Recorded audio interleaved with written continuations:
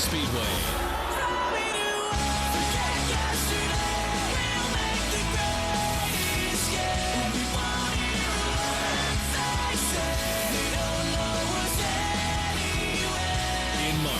Daring pass helped Todd Bodine take home the win, while rival Johnny Benson finished third.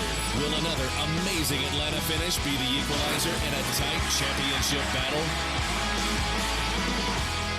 Good little championship battle going on in the Truck Series, but look who is gate crashing the party. AJ Allmendinger almost stole the pole, starting second in just his third truck start. Meanwhile, those guys actually in the points, Bodine and Benson starting 10th and 8th respectively, making the jump to the Cup's next season. AJ Allmendinger taking the lead on lap 8, but a little less than perhaps on lap 13. Benson to the outside and AJ into the wall, and that is just going to ruin your day. But a big moment in the championship right here. Bodine losing a tire and gets into the wall.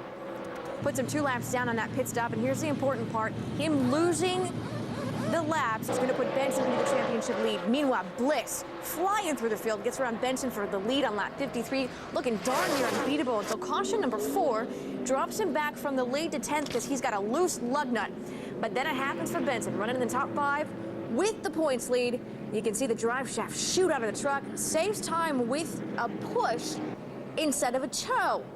And that's going to be crucial because the crew is going to get a lot of work done very quickly. Just 7 laps, he's got a brand new drive shaft, and Benson's back on the track, but now he's just trying to make up points because Bodine is the big winner, gets the championship lead back. Fast forward, lap 121 restart. Bliss lines up behind Ricky Darnell with the early advantage because Bliss is going to spin his tires in the start, but Bliss is fast, especially on the inside. Nobody, not Darnell, not Cook, nobody's got anything for him. Terry Cook just couldn't get anything to stick there in the last 10 laps. Eric Darnell, another good run for the rookie. The points leader is nowhere near this page. Bodine 25th, Benson 29th.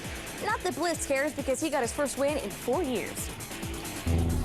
Normally it's the finishes that are the most exciting at Atlanta Motor Speedway, but it ended up being the middle of the race where we were 3 and 4 wide around this 1.5 mile track, Phil. It was a lead change almost every other lap. We never knew who was going to lead from one lap to the next. A guy would make a run on somebody for the lead. He ended up running 4th because he couldn't quite make the pass. We saw a little bit of everything. We saw Mark Martin, one of the best in the history of our sport, spin out on the inside of another truck. We saw our 2-point leaders have trouble. It looked like Johnny Benson was going to maybe take over the point lead. He has problems. Todd Bodine ends up gaining points. Unbelievable day here at Atlanta. And a lot of times you see the truck that's normally the strongest not in victory lane, but that was different tonight. And with that winner in victory lane is Ray Dunlap. It had been 30 races since Mike Bliss last went to victory lane, but I'll tell you what, at Atlanta Motor Speedway, you had him covered this weekend. Well, Dave Hughes did a great job. Our Chevy Silverado was perfect, you know. Not very often do you run the bottom the whole time. Usually you go to the top after the tires wear out, but it just kept going on the bottom of the track, so I just stayed down there. I was kind of looking in the mirror there with 5 to go and seeing some black truck coming up, but had a little more, you know, I was still kind of holding back a little bit, but it was great. You know, it's been so long. It feels really good to win a race. Maybe we'll have to change your name to Catfish because you were a bottom feeder today. But now let me ask you, on the pit stop, you had a little problem. You came in as the leader. A lug nut got hung up. You went out 10th. Did you think you were finished at that point?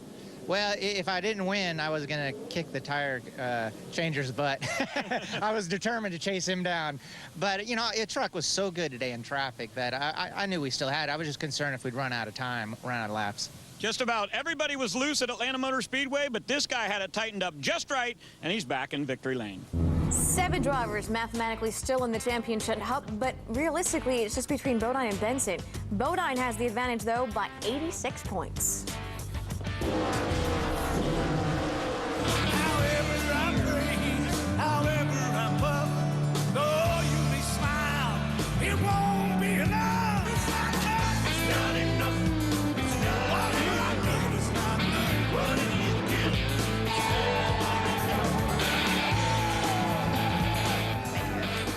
Breaking in the new Who song here on the Speed Report. Inappropriate because the title and the lyric, it's not enough. That has been the theme of the Busch Series this whole year for drivers trying to catch Kevin Harvick.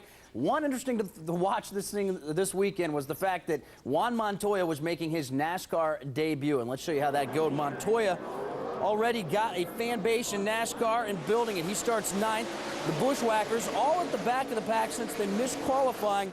But this huge wreck on lap 51 was a close call for a lot of the Cup guys, Clint Boyer, Carl Edwards included, and it's a good thing because Stephen Wallace listens to his spotter. Looking for you, back it down, stop.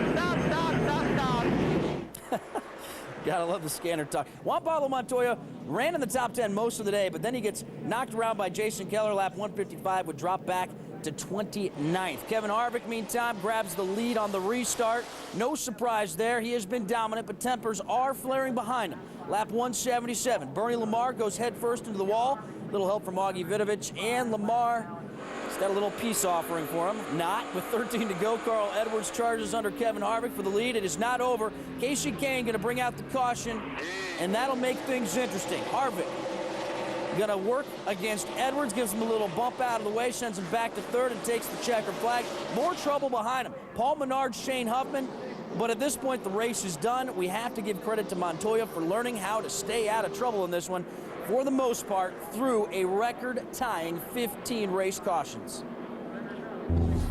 We had a couple restarts, so I needed the tires to cool down a couple times, and I got a really good restart there at the end. And I knew he was going to come down, and I knew I wasn't going to let off. So a lot of fun. We made a little contact there, and you know that's what it's all about, short track racing. Yeah, I think we did a good job.